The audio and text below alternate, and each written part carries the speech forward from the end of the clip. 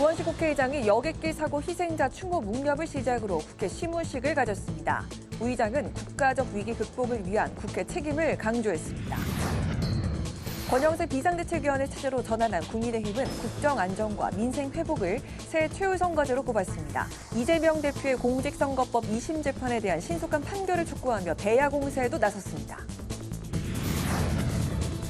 민주당은 관저에서 내란을 선동하고 있는 윤석열 대통령에 대한 체포영장을 즉각 집행해야 한다고 주장했습니다. 또 헌법재판소 9인 체제 완성을 위해 최상목 권한대행에게 마은혁 헌법재판관 후보자 임명을 촉구했습니다. 대기자의 시선으로 분석해보는 정가, 동향, 기자, 대기자. 헌법재판소가 8인 체제를 갖추고 심리 정족수가 채워지면서 윤 대통령 탄핵 심판 심리에도 속도가 붙게 될지 전망해봅니다.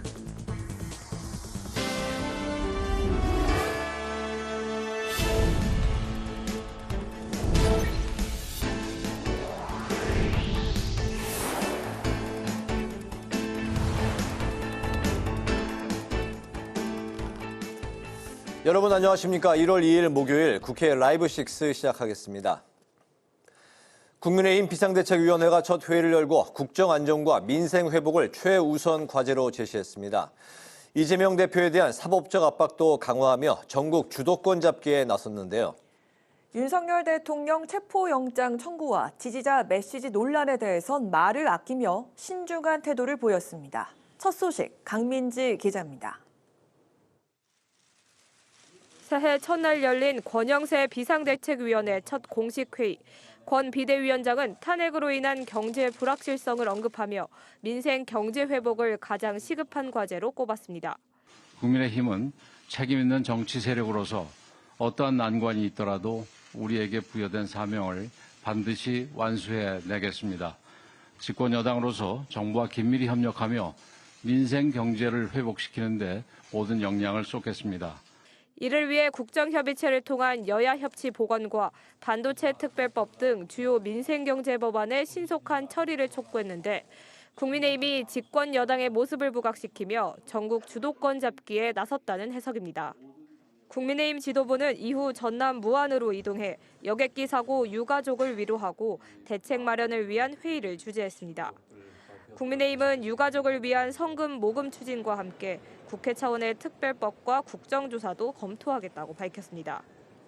이런 가운데 공수처의 윤 대통령 체포영장 발부에 대해선 삼권 분리 위배라고 반발하며 영장 전담 판사에 대한 탄핵 여부를 검토하겠다고 밝혔습니다. 권성동 원내대표는 이재명 대표 재판부터 신속히 진행하라며 윤 대통령 체포영장 발부에 대한 불만을 우회적으로 드러냈습니다. 윤석열 대통령 영장심사는 신속하게 진행하면서 이재명 대표 재판을 지연시킨다면 사법부의 공정성에 대한 신뢰는 흔들릴 수밖에 없습니다. 끝까지 싸우겠다는 내용의 윤 대통령 새해 첫 메시지에 대해선 공식 입장을 내놓지 않고 신중한 태도를 보였습니다. 하지만 당 일각에서 진영 간 물리적 충돌 우려와 국민 분열 비판 목소리가 나오면서 조기 대선 가능성을 두고 부담을 느끼고 있다는 분석이 나옵니다. 국회 방송 강민지입니다. 더불어민주당은 윤석열 대통령에 대한 체포영장을 즉시 집행해야 한다고 강조했습니다. 또 최상목 대통령 권한대행에 마은혁 헌법재판관 후보 임명을 촉구했습니다. 김동희 기자입니다. 더불어민주당은 윤석열 대통령 즉각 체포를 외쳤습니다. 계엄 사태 한 달째에도 내란 수괴인 윤 대통령이 반성은 않고 관저에서 내전을 선동하고 있다고 날을 세웠습니다. 공수처, 경찰, 합동공조수사본부는 체포영장 집행을 미루지 말고 오늘 곧바로 내란 수괴 윤석열을 체포하십시오. 대한민국 전복을 기도한 내란 수괴 체포를 방해하는 것은 내란 공범이라는 자백입니다. 민주당은 국방부가 자체적으로 특별수사단을 꾸려 내란 관련 수사에 나서야 한다고 강조했습니다. 특히 한국군 합동지휘통제체계 로그 파일 중 계엄 선포 다음 날 생긴 상황일지 3개가 삭제된 정황이 포착됐다며 증거 보존을 위해 수사를 서둘러야 한다고 촉구했습니다. 상황일지는 경계태세 2급 발령과 계엄령 선포에 따른 조치 관련 내용으로 파악됐습니다. 또 국방조사본부와 군검찰단 등 어느 쪽도 내란 관련 중하위 지기자에 대해 수사에 나서지 않은 사이 증거가 인멸되고 있다고 지적했습니다. 자동으로 삭제된다는 30일이 되기 전 일어난 일들입니다. 그렇기 때문에 지금 당장 국방장관 직무대리와 합참의장은 삭제된 이 세 개의 상황일지를 즉시 복원해서 윤석열 대통령이 극우 지지자들을 중심으로 여론전에 나선 가운데 민주당은 윤 대통령에 대한 철저한 수사를 촉구해 나갈 방침입니다. 한편 민주당은 최상목 대통령 권한대 행겸 부총리를 향해 마은혁 헌법재판관 후보를 즉시 임명하라고 촉구했습니다. 여야가 합의했던 후보를 선별해 임명한 건 위헌 행위라고 거듭 압박했습니다. 국회 방송 김동희입니다.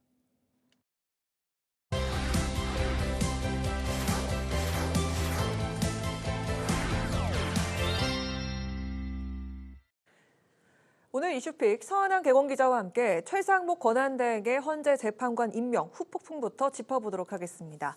서한ang 기자 안녕하세요. 네, 안녕하십니까? 네, 지난 31일 2024년 마지막 날 헌법재판관 후보자 3명 중에 2명만을 임명을 했습니다. 결국 그로 인해서 여야 모두 반발이 터져 나왔는데 대통령실에서는 집단 사의를 하고 국무위원들도 당일 국무회의 때 강하게 반발을 했다고 하더라고요. 네, 그렇습니다. 지난 12월 31일 오후 4시 30분에 열렸던 국무회의에서는 이 국무위원들의 고성이 오갔다고 합니다. 이 최 권한대행이 국회목 헌법재판관 후보자 3명 중에 2명을 임명하겠다고 발표를 하자 김문수 장관 등 일부 국무위원들이 대통령의 권한을 상의도 없이 행사를 하느냐라며 강하게 반발을 한 겁니다.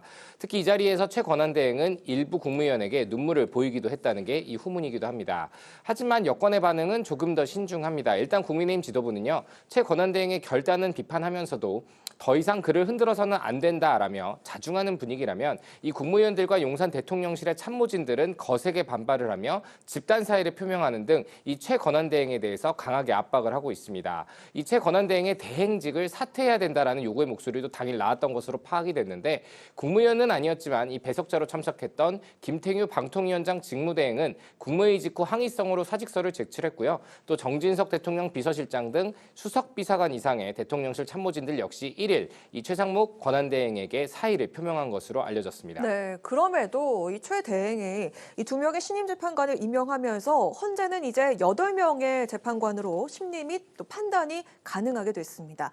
4월 전에는 결론을 내릴 거다 이런 관측이 나오고 있죠. 네, 이 2명의 재판관만 임명을 보면서 제가 참 정치는 살아있는 생물이었구나라는 네. 말이 생각이 났는데요. 이 오는 4월 18일 이 문영배 헌법재판소장 권한대행과 이미선 헌법재판관 등 2명의 임기가 끝납니다. 때문에 이 헌재 재판관들은 현재 8인 체제에서 최대한 속도를 내서 빠른 판단을 내는 쪽으로 의견을 모았다고 합니다. 이 최 권한대행이 조한창 정계선 헌법재판관을 임명함에 따라서 현재 헌법재판소는 8인 체제를 구축하게 됐습니다. 그리고 헌법재판소법에 7인 이상 심리 규정을 충족하게 되면서요. 지난 2017년 박근혜 전 대통령 탄핵 때처럼 8인 체제의 판단이 가능하게 됐습니다.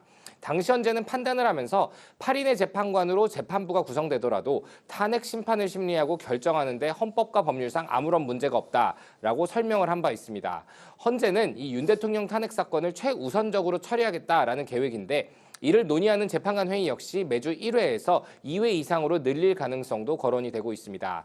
지난 2004년이었죠. 노무현 전 대통령 탄핵 사건은 접수 63일 만에 또 2017년 박근혜 전 대통령 사건은 91일 만에 선고가 나왔던 것을 고려하면 8인 체제의 헌재가 빠르면 2월, 늦어도 3월에는 결론을 내릴 것이라는 얘기가 나오는데 헌재에서 근무했던 경험이 있는 한 법조인에게 여쭤봤더니 4월 18일에 임기에 맞춰서 판단을 하면 임기 탓에 급박하게 처리했다라는 비판이 있을 수 있기 때문에 최소 10일 이상의 여유를 둔 상태에서 결정을 하지 않겠냐라고 일정을 내다보기도 했습니다.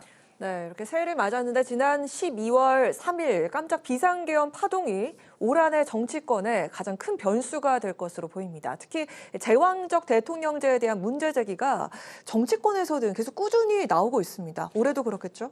네, 이 원래 주요 언론사들이 새해를 맞으면 미션을 줍니다. 기획을 해라 이런 얘기가 나오는데 네. 오늘 눈에 띄는 기획 기사들이 뭐였냐면 중앙일보, 한국일보 등에서 나왔던 개헌 이슈였습니다. 원래 개헌은 이 야당이 주로 꺼내는 카드입니다. 다만 지금 여권에서 개헌 이야기가 나오는 것은 조기 대선 시에 야당이 될 가능성을 배제할 수 없기 때문에 미리 대통령제에 힘을 빼두자는 전략으로 풀이가 되고 있는 그런 상황입니다.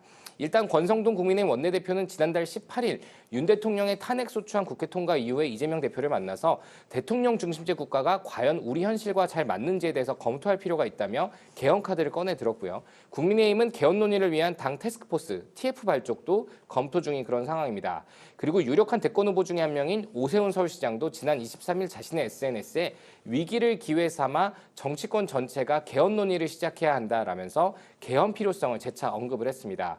그리고 전직 국회의원 모임인 대한민국 헌정회도 지난 31일 이 기회에 분권형 국가 권력의 구조를 개헌으로 해서 추진해야 된다. 극단적이고 소모적인 정쟁을 해소해달라라면서 목소리를 보태기도 했습니다.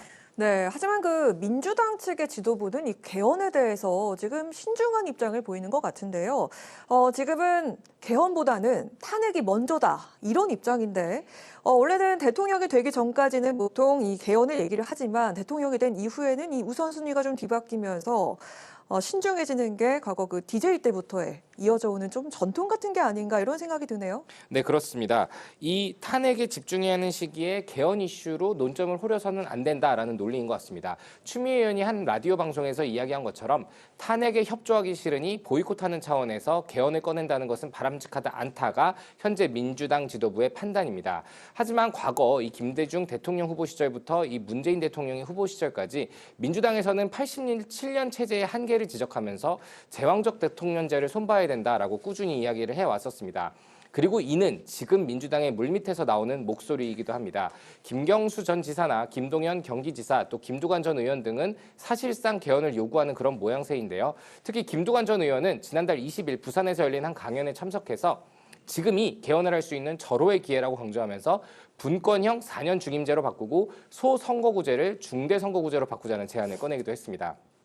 개헌 자체가 워낙 정치적인 이벤트인 탓에 이 12월 3일 비상개헌 파동으로 정치 지형도가 급변하면서 조기 대선의 가능성이 커지는 상황에서 시간을 벌고자 하는 야권 정치인들도 목소리를 보태는 구조가 된 것이 아니냐 이런 분석이 나오는 지점인데요.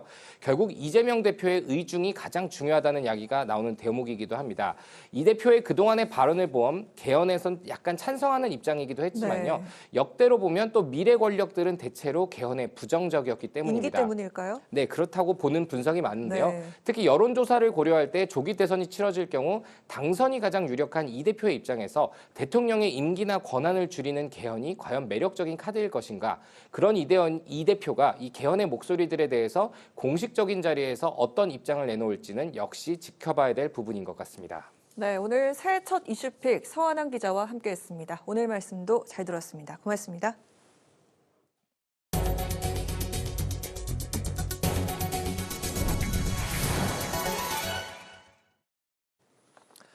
국회가 2025년 시무식을 갖고 새해 첫 업무를 시작했습니다. 우원식 국회의장은 국가적 위기 극복을 위한 국회의 책임을 강조했습니다.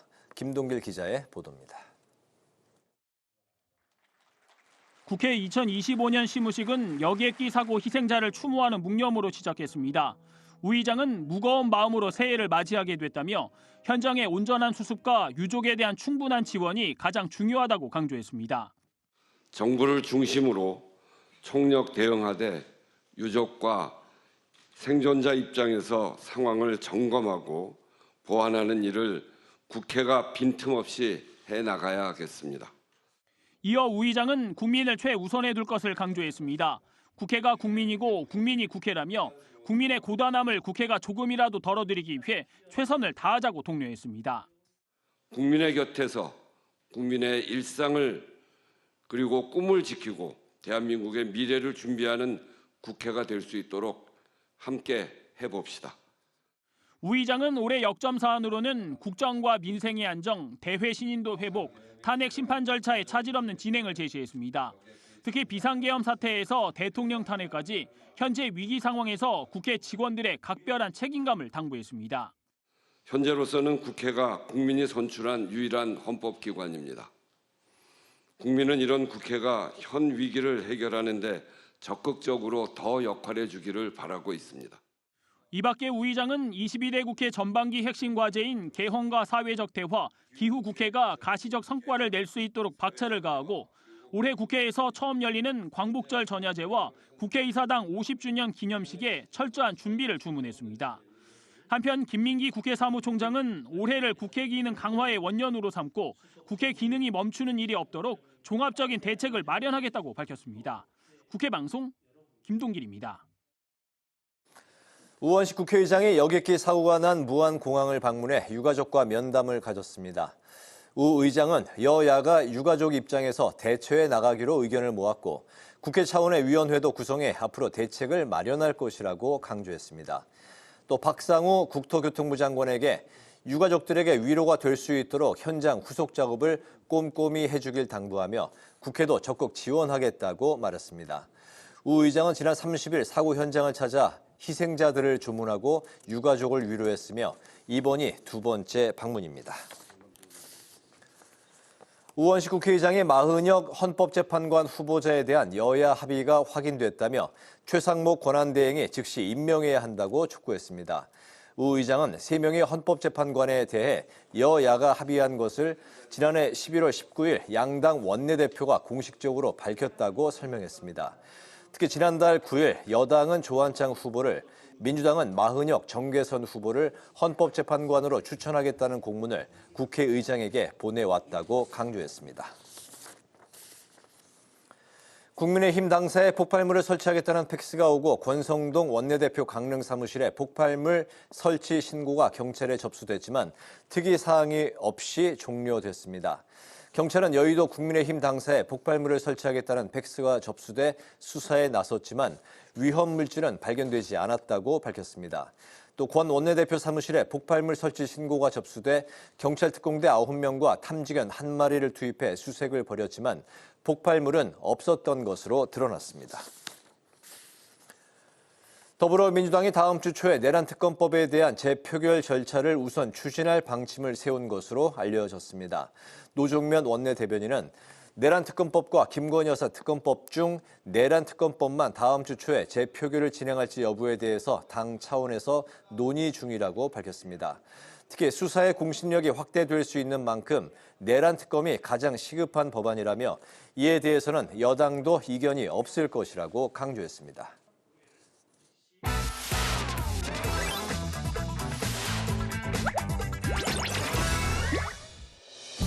1월 2일 강아랑이 전해주는 정치권의 뜨거운 말말말, 강아랑의 정치랑입니다. 오늘 첫 번째 주제는 재판관 2명 임명 반발입니다. 최상목 권한대행이 여야의 요구를 각각 하나씩 들어주는 일종의 타협 안으로 내놓은 헌법재판관 2명 임명을 두고 여야가 모두 반발하고 나섰습니다. 본인 스스로도 월권이라는 표현을 쓸 수밖에 없는 것이 동료 국무위원들은 다 놔두고 어떤 논의도 안 하고 그 자리에서 먼저 발표를 해버린다. 이 형식에 대해서 굉장히 문제를 삼은 것이고요. 이런 선별 임명이라는 건 유례가 없습니다. 괴상한 전례가 될 수도 있는 거예요. 매우 위험한 거죠. 우원식 국회의장 또한 선택적 임명은 위헌이라며 권한쟁의 심판 청구 방침을 밝히기도 했고 대통령실 수석비서관 이상 고위 참모진들은 집단 사의를 밝히면서 항의의 뜻을 내비쳤습니다. 2명을 임명함으로써 헌법재판관이 8인 체제로 재편돼 탄핵 심판이 본격적으로 진행될 수 있게 됐기 때문으로 해석이 됩니다.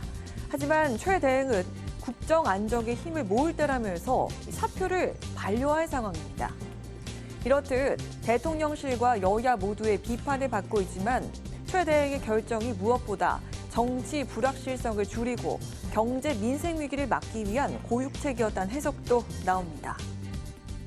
최 대행에 대해서 여러 가지 비판이 있는 것은 알고 있습니다. 그러나 그 비판을 할 때에는 최 대행이 그렇게 하지 않았을 경우에 우리 경제가 어떻게 될 것인지에 대한 답도 같이 하시는 것이 좋겠습니다. 최상목 권행 대행께서 지난 화요일 대외 신뢰도 하락과 국정 공백 상황을 막기 위해 정치보다는 경제를 고려해서 어렵지만 불가피한 결정을 하셨습니다. 국회의장과 여야 대표가 여야정 국정협의체를 조속히 가동하기로 합의한 만큼 정치권이 헌재 구성을 둘러싼 논란을 접고 원만한 접점을 찾아 전국 안정의 해법을 찾을 수 있길 바라봅니다. 오늘 두 번째 주제는 윤 대통령의 편지입니다. 수사당국의 체포영장 발부에 불복하고 공수처의 소환조사에도 불응해온 윤석열 대통령이 어제 대통령 관저 앞에 모인 지지자들에게 편지를 전했습니다. 나라를 위해서 끝까지 싸우겠다는 대통령의 메시지에 야당의 비판이 쏟아졌습니다. 편지를 통해서 극우 세력 동원령을 내린 거거든요. 나를 지켜달라고 하는 그런 메시지를 전달한 거 아니겠습니까? 내란을 지속시키고자 하는 선전선동으로 보입니다. 트럼프가 지난번에 졌을 때 국회의사당을 난입했던 것처럼 그런 행동을 유도하는 것이지 않겠나. 국민의힘은 윤 대통령의 편지 취지 자체를 자세히 알지 못한다면서도 양 극단의 진영으로 갈린 상황이 물리적 충돌로 번져선 안 된다는 우려를 내비쳤습니다. 아마 대통령께서 지지층을 위한 메시지로 주셨다라고 생각이 되는데 다만 이 편지로 인해서 진영 간의 충돌이 실제 국민들 간의 충돌이 이어질까 봐 그 부분이 굉장히 우려스럽고요. 그런가 하면 최근 차기 대권 도전 의사를 밝혔던 이준석 개혁신당 의원은 윤 대통령을 향해 정치적 금치산자라는 표현까지 써가며 즉각 하야를 촉구하기도 했습니다. 탄핵 심판이 진행 중인 엄중한 상황 속 전해진 대통령의 편지. 과연 지지자들을 향한 그저 단순한 감사함의 표현이었을지 아니면 민주당의 주장대로 극우 세력을 향한 동원령이자 내란 선동이었을지 그 평가 또한 진영 간의 대립 마냥 엇갈리고 있습니다. 지금까지 강하락의 정치 랑기였습니다.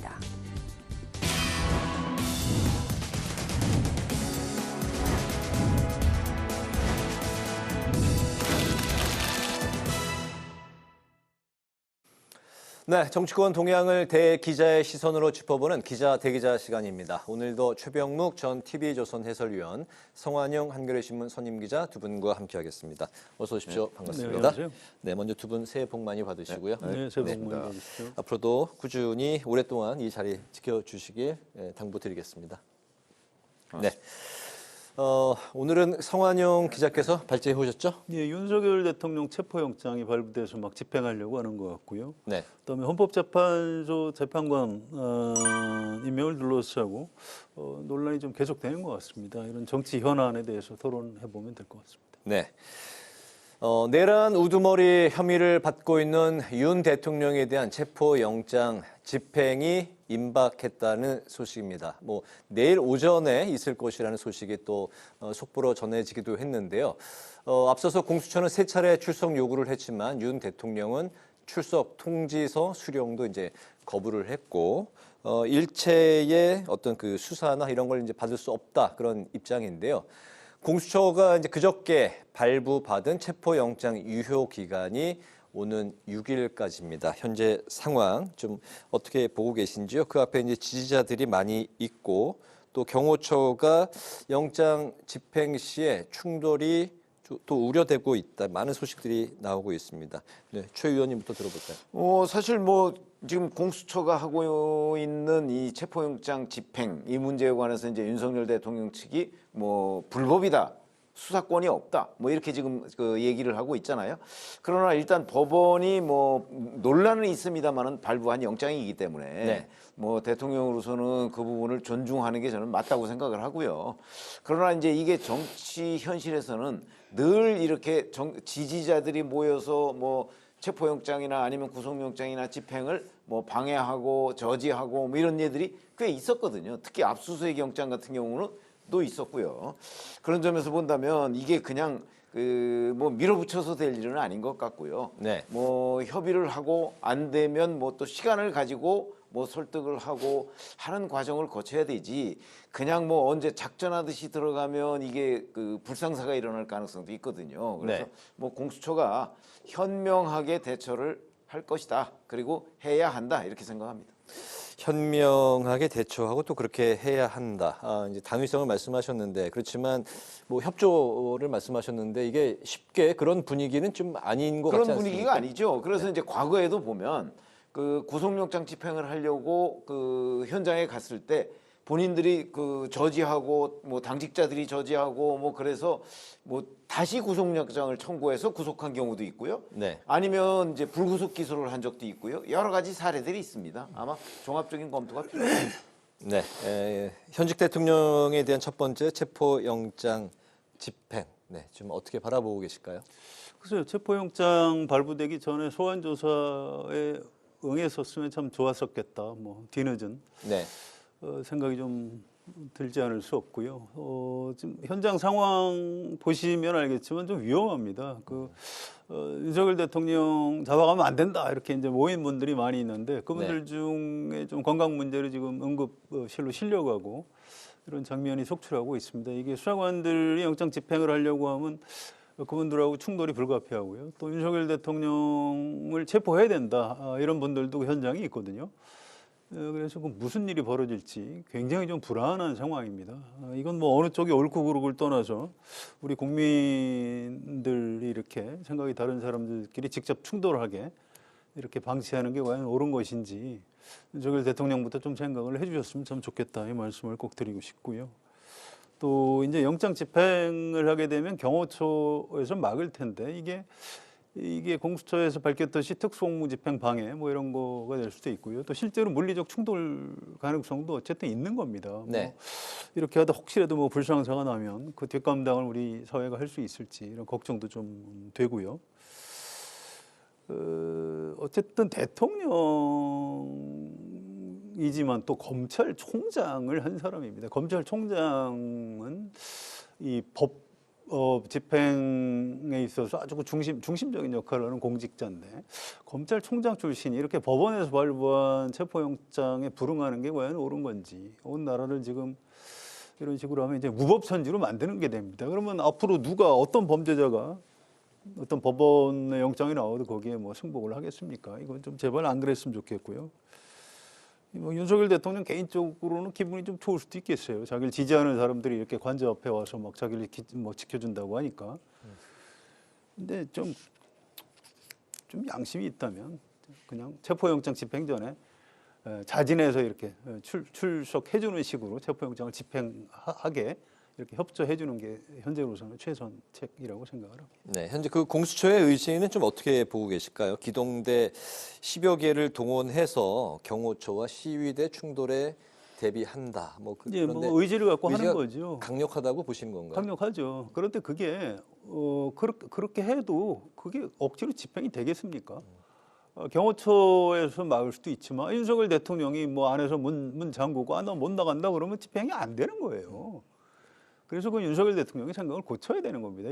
이게 사람이 억지로 하는 데는 한계가 있는 겁니다. 그래서 이걸 뭐 기동대를 동원하고 그 시위하는 사람들을 옆으로 밀어내고 이 과정에서 좀 물리적 충돌이 벌어질 가능성이 이제 크거든요. 네. 좀 그런 사태는 벌어지지 않는 게 좋을 것 같습니다.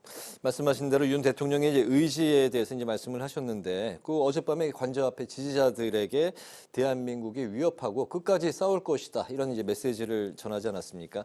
야당이 이제 극우 세력들에게 내란 동원령을 내린 동원령이다 이렇게 이제 비판을 하고 있는 상황인데요. 윤 대통령의 메시지와 이런 행보 좀 어떻게 해석하고 계십니까? 글쎄요, 그 문안에 보니까 이제 그런 게 있더라고요. 나라 안팎의 주권 침탈 세력이 반국가 세력의 준동으로 지금 대한민국이 위험하다 이런 표현이 있고요. 네. 또 저는 여러분과 함께 이 나라를 지키기 위해서 끝까지 싸울 것이다 이런 표현이 있는데. 지금 대한민국이 위험해진 게 물론 윤석열 대통령 나름대로 생각이 있겠습니다만 비상계엄 때문에 위험해진 거 아닌가요? 그런데 이제 오히려 사고를 친 사람이 멍뚱한 사람을 지목해서 나라가 위험하다 이렇게 얘기하는 게 과연 우리 일반 국민한테 상식을 가진 국민한테 얼마나 설득력이 있는지 참 모르겠고요. 주권 침탈 세력이라는 게 무슨 의미인지 좀 곰곰이 생각을 하게 되더라고요. 이게 아마 그러니까 부정선거를 저질렀으니까 이제 주권을 침탈한 것이다. 뭐 이런 얘기를 하는 것 같은데요. 근데 이게 나라 안팎이 또 들어가요. 그래서 그럼 나라 밖에도 이 부정선거하고 관련이 있는 세력이 있다고 좀 생각하는 것 같습니다. 이게 뭔지. 네.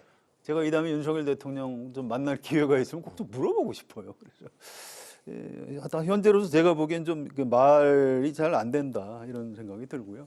또 하나는 이제 이 앞에 이제 유튜버들 또 지지자들을 향해서 이런 메시지를 낸 겁니다.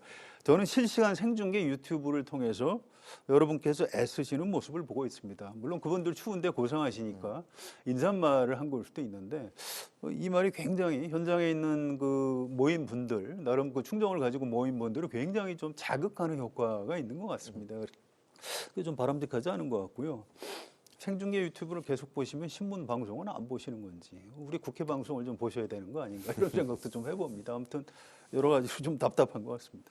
네, 국회 방송 이제 말씀까지 하셨는데 대통령의 이런 메시지를 비롯한 이런 행보는 좀 어떻게 보고 계십니까? 뭐 이걸 가지고 뭐 선동적 행위가 아니다 이렇게 얘기할 수는 없는 거죠. 네. 그러니까 윤석열 대통령이 그 공권력을 집행하러 오는 공수처와 경찰 뭐 이쪽에 좀 맞서겠는데 일단 경호처로서 맞서자고 하니까 뭐 조금 이제 부담스럽고 그래서 이제 마침 또 지지자들이 꽤 모여 있단 말이죠. 그러니까 그 지지자들을 격려함으로써 그 이제 좀 저지를 하겠다 이런 의지를 보인 거죠. 그래서 검찰총장 출신이지만 뭐 이런 문제를 법적인 관점에서 해결하기보다는 약간은 정치적으로 돌파하려고 하는 윤 대통령 나름의 생각이 반영된 거라고 저는 봐요. 네.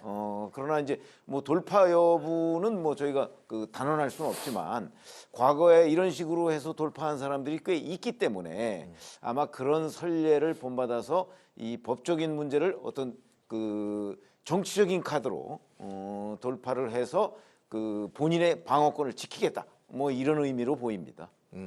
정치적으로 돌파하겠다라는 건 여론을 말씀하시는 건가요? 이제 아니 여론이 아니고 꼭 지금 뭐 여론이 좀 일방적이지 않아요? 그러니까 그 아마 본인은 본인의 지지자들로서 돌파하겠다는 의미로 보입니다. 이게요, 저는 트럼프 효과도 좀 있는 것 같아요. 트럼프요? 네, 트럼프 대통령이 그때 바이든한테 지고 나서 자기 지지자들 선동해서 국회의사당에 가서 막 점거하고 그래서 수사받고 기소되고 사실 감옥에 가야 되는데 4년 뒤에 대통령이 재선되는 바람에 지금 대통령이 곧 취임하죠. 네. 그래서 윤석열 대통령도 지금 뭐 그런 생각을 하는 것 아닌가. 그 지지자들한테 낸 메시지 중에 끝까지 싸울 것 이게 있는데 전 이게 잘 해석이 안 되더라고요. 지금 상황에서 끝까지 싸운다는 게 무슨 소리인지, 끝까지 내 관저에서 버티겠다는 뜻인지, 아니면 혹시 체포나 구속이 되더라도 나는 끝까지 내가 한 비상계엄의 정당성을 주장하겠다. 뭐 그런 얘기인지. 아무튼 그 좀 상식적으로는 잘 이해가 가지 않습니다. 그래서 비상계엄 했을 때 그 담화문에 보면 북한 공산 세력의 위협으로부터 대한민국을 수호하고 뭐 이런 대목이 있는데. 네. 그걸 보고 굉장히 좀 무슨 외계인 같은 사고 방식을 하나 이제 굉장히 좀 그 곤혹스러움을 느꼈는데 이 지지자들한테 낸 메시지에서도 그때 그 생각이 여전히 좀 이어지고 있구나. 그래서 누가 좀 옆에서 뭐 목사님이나 뭐 스님이 가서 좀 일단 윤석열 대통령을 위해서 좀 기도도 좀 해주시고. 일단 정서적으로 좀 안정을 시켰으면 좋겠어요. 이거 좀 너무하는 것 같습니다. 끝까지 싸우겠다라는 메시지는 현재 그 대통령이 할 수 있는 게 많지 않기 때문에 네. 그 관저에서 나오지 않겠다 뭐 이런 또 해석도 있던데요. 아니 근데 이제 그 변호인들 설명에 따르면 헌재 탄핵 심판이 우선이다 이렇게 생각을 하고 있다는 거 아니겠어요? 그러니까 수사는 네. 좀 헌재 탄핵 심판이 끝난 뒤에 받겠다 이런 의미로 보입니다.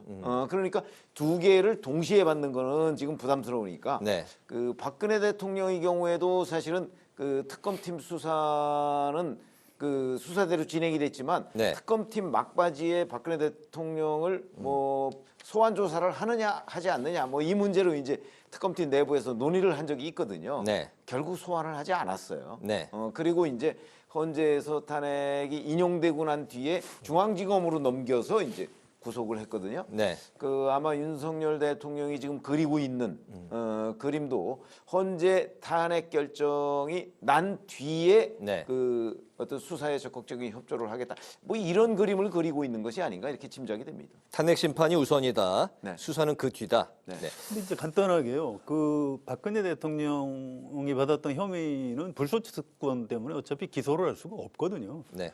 그래서 이제 불가피하게 그런 선택을 했는데 지금 윤석열 대통령 체포영장은 내란 우두머리, 내란 수개로 돼 있습니다. 내란 외환의 범죄는 현직 대통령 불소추 특권이 인정이 안 돼요. 그래서 윤석열 대통령의 그런 그 생각, 나 탄핵 심판부터 먼저 받겠다. 수사는 천천히 해라. 이거는 헌법에 맞지 않는 굉장히 비상식적인 얘기라고 보시면 됩니다. 네, 뭐 그렇기 때문에 뭐 쇼핑 얘기도 나오기도 뭐 언론에서 하기도 하던데 그 말씀하신 이제 그 헌재의 탄핵 심판 이야기로 좀 넘어가 보면 오늘 최상목 권한대행이 임명했던 정계선 조한창 헌법재판관이 이제 취임을 했습니다. 8인 체제가 됐고 완전체까지는 이제 한 명이 모자란 그런 상황인데 어쨌든 그 내일 당장 탄핵 심판 사건의 2차 변론 기일이 이제 열리게 되는데 헌재 8인 체제로 탄핵이 좀 속도를 낼 수 있을까요? 헌재가 8인 체제가 되면요. 박근혜 대통령의 경우에도 8인이 그 박근혜 대통령 탄핵을 인용했거든요. 네. 그러니까 헌법재판소법에 보면 7인 이상이 참여하면 심의가 가능하고요. 그중에서 하여튼 6명 이상만 동의하면은 결정을 내릴 수가 있습니다. 그러니까 8인 체제로는요. 아무런 문제가 없습니다. 그러니까 당장 헌법재판소에서는 그 내일 변론 준비기일, 2차 변론 준비기일 때부터 그 오늘 조한창 정계선 그 재판관을 투입하겠다 이렇게 지금 얘기가 나오고 있거든요. 네. 그러면 당연히 이 헌재의 탄핵 심판 결정은 속도를 내게 되겠죠. 다만 이제 문제는 그 이 변론 기일에서 이제 얼마나 많은 그 증인들, 참고인들 이런 사람들을 불러서 이 그 내란 혐의라고 하는 거의 실체를 헌재에서 결정을 할 것인가. 이게 이제 훨씬 더 중요한 문제가 돼요. 박근혜 대통령 당시에도 10번 이상 그 변론 기일을 진행했거든요. 이번에도 아마 상당한 정도로 그 더군다나 윤석열 대통령이 구체적으로 어떤 지시를 했다라고 이제 뭐 사령관들이나 이 군수내부가 얘기를 하는데 그 부분의 상당 부분을 또 부인하고 있거든요. 그러니까 아마 그런 변론 기일이 꽤 길게 진행이 될 것이다. 그거에 따라서 결국 이제 언제 결론이 나느냐가 판단이 되겠죠. 앞에 그 정치랑에서 나왔습니다만 4월 18일에 이제 그 재판관 2명의 임기가 끝나기 때문에 그렇죠. 그 바로 직전에 하면 그거에 맞춘 게 아니냐라는 뭐 이런 그 여론 때문에. 근데 그거는 별 의미가 없는 것이 박근혜 대통령 당시에도 이정미 헌재소장 권한대행이 그 선고 결정을 읽었잖아요. 근데 이정미 대행도 당시에 임기 종료를 얼마 남겨놓지 않은 상태에서 그 결정을 한 거거든요. 그러니까 지금 문영배 소장 대행하고 이미선 헌법재판관이 4월 18일에 임기 종료니까 뭐 그 전에 뭐 기일을 잡아서 그 결정을 하는 거는 뭐 전혀 이상한 모습이 아닙니다. 네네. 어쨌든 교체 이전에 결론이 좀 그거 나지 않겠냐라는 관측이 뭐 그게 아주 있네요. 압도적으로 예상하고 있는 관측이죠. 압도적이다. 네. 4월까지 가지 않을 것 같은데. 4월 전에 끝날 것 같다. 예, 이건 생각보다 그렇게 복잡한 사건은 아닙니다. 박근혜 대통령 탄핵 때는 뭐 공방이 좀 있을 수 있었는데 이번에는 온 국민이 다 봤잖아요. 무슨 일이 벌어졌는지. 그래서 이거 헌법재판관들도 그런 표현을 했다고 그래요. 아니 뭐 이 사건의 실체에 대해서는 뭐 우리가 따로 정리를 안 해도 되겠습니다. 다 봤거든요. 이런 표현을 한 걸 보면 생각보다 좀 빨리 진행될 것 같다 이런 생각이 들고요. 그렇다면은 그 한 명이 채워지는 가능성에 대해서는 어떻게? 그건 이렇게 돼 있습니다. 이게 사실 지금 최상목 대행이 나름 고심을 해서 2명만 임명을 했는데 이게 이해는 돼요. 여야 사이에 끼어가지고 어쩔 수 없이 다 할 수도 없고 안 할 수도 없고 그래서 2명만 했다. 뭐 1명은 여야 합의가 안 돼서 뭐 여야 합의가 되는 대로 하겠다 이렇게 얘기를 했는데 이거는 사실관계가 좀 다릅니다. 지금 여야 간에 이견이 있는 거는 권한대행이 재판관을 임명할 수 있다 없다 이런 거죠. 이 세 사람에 대한 추천은 여야가 합의해서 올린 거예요. 그래서 그건 맞지 않고요. 오늘 국회의장실에서 그 여야 원내대표들하고 주고받은 공문 다 공개했고요.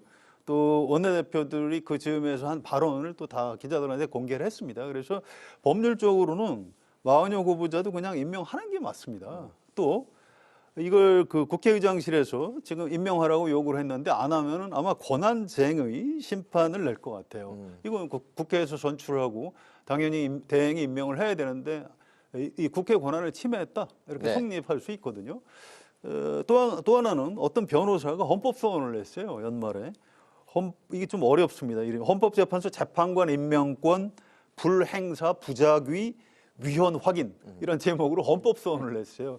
이걸 갖고 이제 오늘 기자들이 그 헌법재판소 공보관한테 물어봤더니 그 문제는 40여 후보자를 네. 빨리 이제 임명하는 게 헌법에 맞다 이런 취지거든요. 그래서 그걸 신속하게 심리를 할 계획이다 이렇게 밝혔습니다. 그래서 의외로 이 문제는 헌법재판소에 의해서 신속하게 며칠 내로 정리가 될 가능성도 있는 것 같습니다. 네네. 심판 결정은 그 시점을 좀 어떻게 내다보고 계실까요? 심판 결정은 아까 말씀드렸듯이 4월까지 안 가고 한 3월 안에 3월 안에. 예, 뭐 나지 않을까. 그래서 우리가 뭐 한 5월 정도 조기 대선을 치를 가능성이 좀 더 높은 것 같습니다. 알겠습니다. 헌법재판관과 연계해서 나오는 게 이제 바로 이제 그 재판관들의 정치 성향이 탄핵 심판에 변수가 될 수 있을지 영향을 미칠 수 있을지인데 어쨌든 지금 뭐 굳이 정치 성향을 나눈다고 하면 헌재가 진보 3명, 중도 보수 3명, 보수 2명 그렇기 때문에 이제 어쨌든 이제 전체 보수가 5명, 진보가 3명. 만약에 4월 18일에 그 헌법재판관이 바뀐다면 2명의 진보 성향인데 바뀌게 되는 어쨌든 뭐 그런 이제 상황입니다. 헌법재판관의 정치 성향, 탄핵 심판에 영향이 있을까요? 영향이 있죠. 보통의 경우에는. 네. 근데 이제 그 대통령 탄핵을 인용하거나 기각하는 문제는요. 본인들이 이제 반대하거나 또는 찬성하거나 하는 문제가 정치권으로 옮겨 붙어서 굉장한 공방이 벌어져요. 네. 그 압박이 대단히 심하기 때문에 박근혜 대통령 때도 보면 8명이 만장일치로 했잖아요. 네. 아마 이번에도 그 뭐 기각이 됐든 인용이 됐든 8명이 만장일치로 할 가능성이 대단히 저는 높다고 봅니다. 그러니까 지금 우리가 분류하는 언론에서 분류하는 뭐 진보 보수 이 차이가 실제 그 결정에 미치는 영향은 그렇게 크지 않을 가능성이 저는 높다고 봅니다. 한쪽으로 결론이 내려지면 그쪽으로 전부 뭐 그 모양새는 가능성이 몰아주는 현실적으로 쪽으로 훨씬 높다고 봅니다. 현실적으로 그렇게 결론이 날 가능성이 높다. 네, 저도 최병목 의원 말씀에 전적으로 공감합니다. 이게 실제로 박근혜 대통령 탄핵 때도 8대0 전원일치 이 결정이 나왔는데 그랬었죠. 네. 그때 참여했던 재판관 중에 한 분한테 나중에 얘기를 좀 들었어요. 사실은 의견이 조금 갈리는 부분이 있었는데 그거는 그 부대 의견으로 붙여라. 그리고 결정은 전원일치로 하자. 그렇게 안 하면 뭐 6대2로도 뭐 인용을 할 수가 있고 7대1로도 인용을 할 수가 있지만 그러면 또 이 나라가 또 막 분열, 우리 온 국민이 또 분열을 하지 않겠느냐. 네. 그렇게 하지 말고 일단 모든 국민이 좀 인정을 하고 이 박근혜 대통령 탄핵을 일단 그 대세로 받아들이고 뭐 이런 걸 위해서 우리가 의견을 모아보자 이렇게 재판관들끼리 의견을 모았다고 합니다. 이게 우리나라만 그런 게 아니고요. 네네. 이게 독일 내 헌법재판소에서도 이제 그런 식으로 심리를 한다고 하고요. 미국은 헌법재판소가 없어요. 연방대법원에서 합니다. 미국의 장래를 결정짓는 중요한 판례 변경을 할 때는 가급적 전원일치로 하고 대신 그 안에서 좀 서로 양보를 해서 조정을 하고 이게 이제 법률가 특히 헌법 재판을 하는 법률가들의 일종의 지혜라고 보시면 됩니다. 그래서 아까 최 의원 말씀하신 대로 네. 어느 쪽으로 결론이 내려지든 간에 8명이면 8대0, 9명이면 9대0 이렇게 전원일치 결정이 내려질 가능성이 굉장히 높다고 보시면 됩니다. 네, 과정에서 의견이 갈릴 수는 있지만 나중에 이제 결론이 날 때는 모양새는 한쪽으로 결론이 날 가능성이 높다. 네, 알겠습니다. 그 대통령실의 고위급 참모들이 최상목 대행이 헌법재판관 임명에 반발을 하면서 집단 사의를 표명을 했는데요.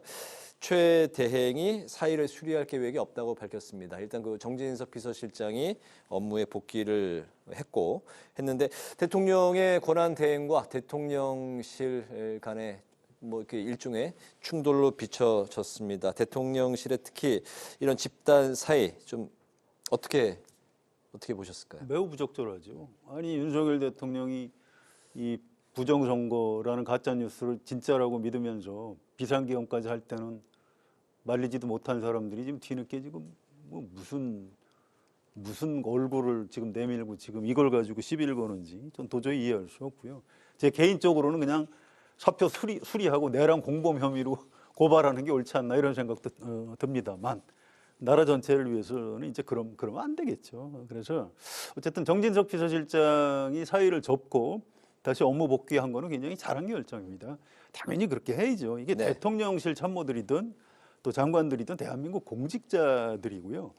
대한민국과 국민에 충성을 해야 되는 거지 윤석열 대통령 개인한테 충성하는 사람들이 아닙니다. 다시는 이런 뭐 집단 사표 이런 식의 경고망동을 좀 안 했으면 좋겠습니다. 네. 근데 제가 보기에는 좀 생각이 다른 이유가 네. 뭐냐면 최상목 대통령 권한대행이 이 헌법재판관 그 2명을 임명하는 과정에서요. 어느 누구하고도 상의를 한 흔적이 별로 없습니다. 그렇죠?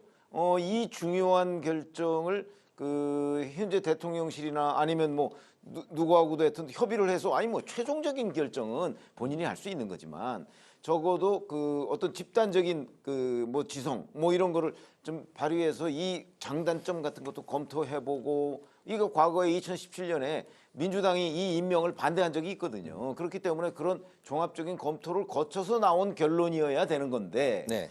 그거 없이 본인이 하고 본인이 국무위에서 실제 뭐 월권한 측면이 있다고 인정까지 하지 않았습니까? 그렇게 된다면 당연히 대통령을 보좌하는 대통령 비서실의 그 직원들 입장에서는 뭐 우리는 뭐 거의 쓸모없는 인간 취급을 받은 그런 모양새가 되지 않습니까? 그러니까 저는 뭐 집단 사의를 표명할 만하다 이렇게 생각을 했고요. 네. 그러니까 최상목 대행이 앞으로도 이제 대통령 권한 대행으로서 일 처리를 하는 데 있어서 지금과 같은 방식으로 뭔가 본인이 그냥 얼렁뚱땅 딱 해서 그냥 결단을 내려서 뭐 추진하듯이 이게 그 대행이거든요. 근데 그거는 그 대행으로서의 역할 이거하고는 조금 맞지 않는 것 같아요.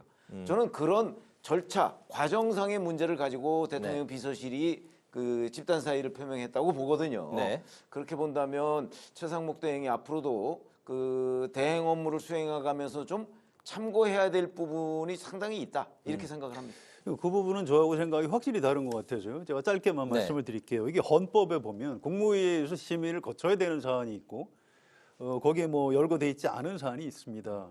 그런데 비상계엄은 반드시 거쳐야 되는 거예요. 심의. 네. 의결기구는 아니기 때문에 심의를 해야 되는데 재판관 임명은 국무회의 심의 사항이 아닙니다.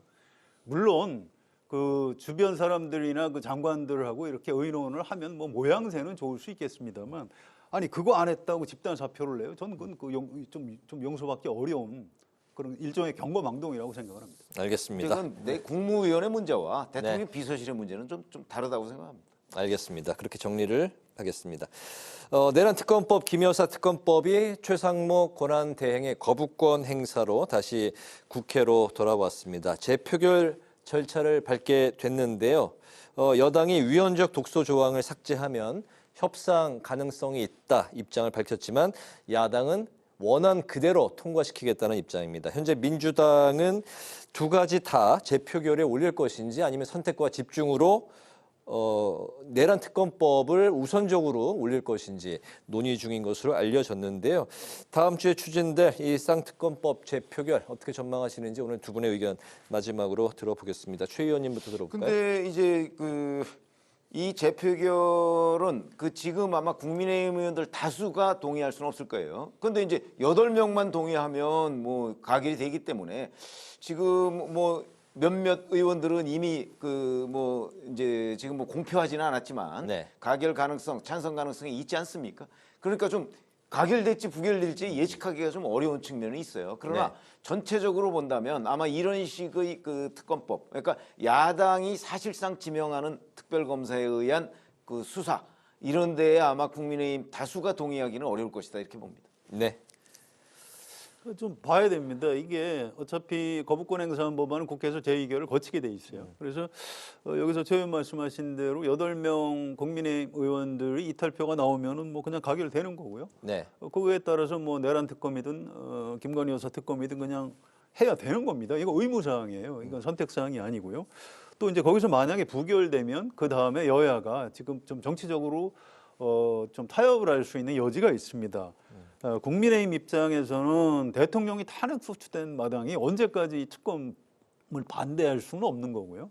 또 민주당 안에서도 뭐 추천을 대법원장이나 이렇게 제3자가 하도록 해도 되는 거 아니냐 이렇게 생각하는 의원들이 꽤 많이 있습니다. 그래서 이게 저는 가결될 가능성이 꽤 있다 생각하고요. 혹시 부결되더라도 그다음에 여야가 정치적으로 합의를 해서 두 특검 다 어쨌든 실현될 가능성이 훨씬 크다 이렇게 전망을 합니다.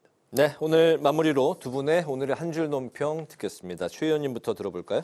네, 아까 최상목 대통령 권한대행의 그 헌법재판관 임명에 대해서 말씀을 드렸죠. 그 부분을 한 줄 논평으로 하겠습니다. 네. 최상목 대행의 독단 새 불씨로 하겠습니다. 네, 성 의원님. 최상목 대행이 주최한 국무회의가 있었고요. 또 국무위원들 간담회가 있었던 모양입니다. 그 자리에서 이 몇 분은 국무위원도 아닌데요. 김태규 방통위원장 직무대행, 이완규 법제처장, 또 유철환 국민권익위원장, 뭐 이런 분들. 또 장관 중에서는 유상임 과학기술정보통신부 장관, 김문수 고용노동부 장관 이런 분들이 아주 강하게 항의를 했던 모양이에요. 일부는 사표까지 내고 네. 물론 이제 그 반려를 했습니다만 이런 소동을 벌인 걸로 언론에 보도가 됐습니다. 윤석열 대통령하고 개인적으로 뭐 이런저런 인연이 있는 사람들이 대부분인 걸로 알려지고 있는데 저는 개인적으로 이분들 진짜 나쁜 사람들이라고 생각하고요.